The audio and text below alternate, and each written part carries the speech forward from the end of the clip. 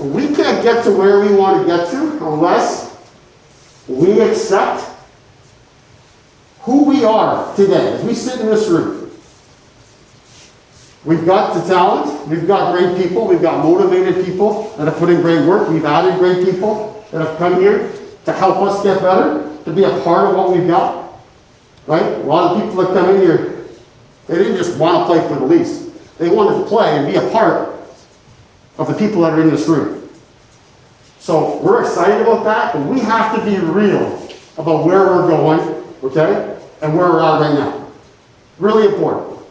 So we can't press on.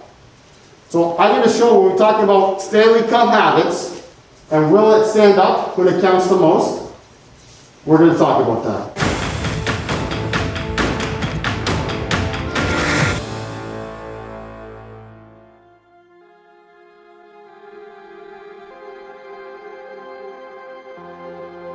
At this point in time, we're working on the foundation of our team and the habits that we want to create that give us a chance to win a Stanley Cup. So that's really what we've done here, is just really isolated the areas that we want them focusing on through this camp, which is, you know, the physicality, competitiveness, the structure piece of it, and then ultimately the consistency to be able to do it for an undetermined amount of time. This camp is about setting the standard for our team.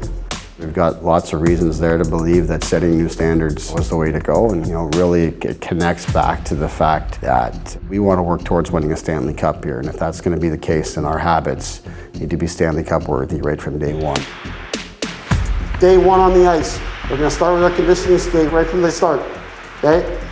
Right away. The most difficult thing, we're starting with it. We're not going to hide behind it. We're just going to start right away, get our work done there. We're going to push through. It's not going to be easy. I am excited to see everybody push through from that difficulty. If we can't handle that, we can't handle what's ahead.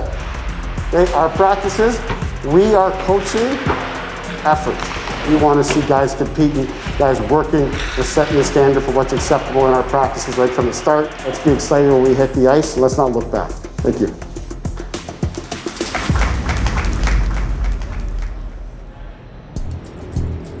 First thing is we try to narrow their focus on the things that they can control, always. We just want them to focus on what they can control. I really felt that we needed a reset here. There was a good opportunity to do that with such a change in, first of all, just the age and experience of our team. We have a great opportunity to set new standards and have the confidence that we would be able to live those standards going forward, and we'd have the necessary buy-in and accountability from our leadership group, which is now a vast leadership group. It's not just a small group of players, but it goes all throughout the lineup and throughout the locker room. I think it's been extremely demanding. The intensity has been extremely high, I think, from what the coaching staff has set in place and what they've expected of us and their message, and then also how they've kind of brought that into action with the way they've set up our first number of days. Especially on our first day, which was a very demanding day. The players, you could tell, were really pushing themselves, and the fact that we got through a day like that with, very minimal or no complaining or whining, I think they responded well to it, and they still got a good hard practice in after the fact, and then come back again after a little bit of rest and then do it again the very next day. Very positive sign for our group and where we're at mentally. Dealing with difficulties and being tired, it really forces you to come together as a group very quickly. That's another of the intentions behind it. But just to see, like, when guys are tired, they're pushing each other, they're cheering each other on. And we have some guys that have been doing some extra work since then, and then others are joining them just to make sure that they're not doing it alone. With the group, the way things haven't gone our way the last couple of years, getting to our ultimate goal of just having that taste in our mouth and really trying to have that as a driving force to help us today and approach tomorrow with a great attitude.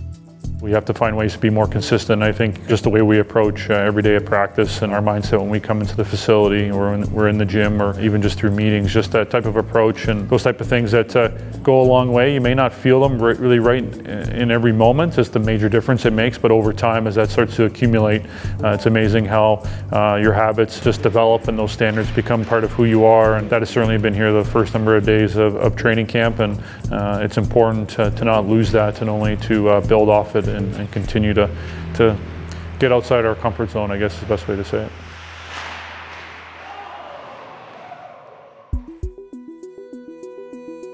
The camp itself being short and not having an exhibition season makes it really challenging to make any real decisions or determinations, but the games are going to come here, even if they're regular season games, and you know, the decisions will be ongoing.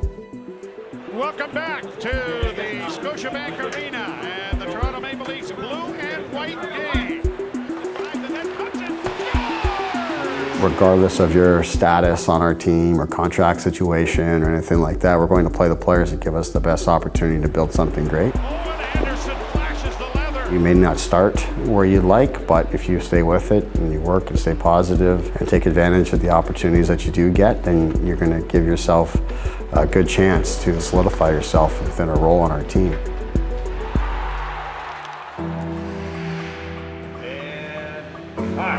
Brilliant. I think what excites me is just we feel like we've got increased depth at all positions, goaltending, defense, and forward. We feel like we've added additional experience.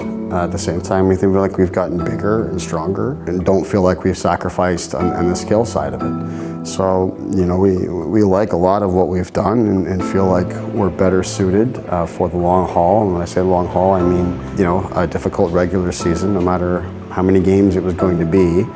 You know, whether it's an 82-game grind or 56-game sprint, you know, we feel like we're set up well to deal with whatever may come our way. And then, of course, we want to give ourselves a chance to compete in the playoffs and feel like we're ready for that with the pieces that we have.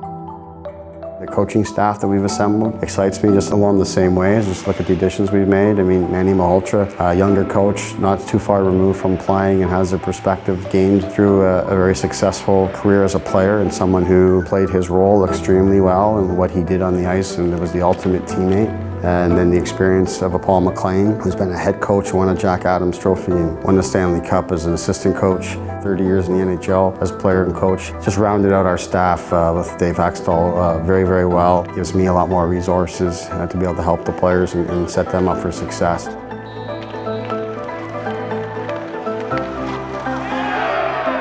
Really, we're sort of starting as the foundation on the ground floor here, you know, and getting ready for a season and a fresh start with a new team. I'm looking at it as a fresh start and my first opportunity to put my stamp on what I want our team to be all about. You know, we've got the tools here, we just got to get to work.